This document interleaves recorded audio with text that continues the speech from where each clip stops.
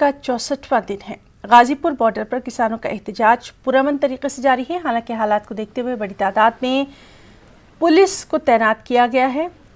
वहां अभी किस तरह के हालात हैं, इसका जायजा लिया हमारे नुमाइंदे रोहित ने।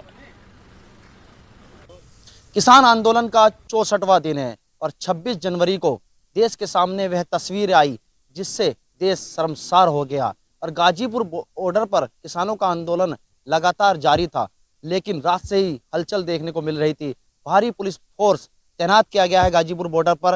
रात को किसानों के तंबू की बिजली भी काट दी गई थी और आप इसमें तस्वीरों में देख सकते हैं कि भारी तादाद में यहाँ पर पुलिस फोर्स मौजूद है। और जिस तरीके दूसरी तरफ भी हम तस्वीर दिखा सकते हैं आपको कि बसें लगा दी गई हैं, यहाँ पर लाइन से बसें लगी हुई हैं। प्रशासन ने यहाँ पर बसें बुलाई गई हैं, भारी फोर्स बुलाई गई है। बस के अंदर कुछ व्यक्ति भी इनसे जानना चाहेंगे कहाँ से आए हैं, ये कौन से डिपो से आए हैं? हापुड़ डिपो से कितनी बसें लगी हुई हैं?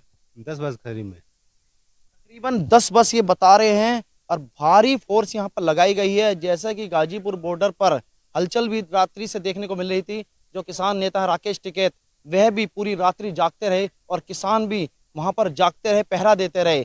तो इसके आसार ये नजर आ रहे हैं कि कहीं ना कहीं अब आंदोलन यहाँ पर समाप्ति की ओर भी नजर आ रहा है। जिस तरीके से किसान नेताओं में फूट भी पड़ चुकी है, तो ये आंदोलन खत्म के आसार नजर आ रहे हैं और प्रशासन भी सख्त नजर आ रहा है। गाजीपुर बॉर्डर से नेटवर्क 18 के लिए मैं रोहित सिंह।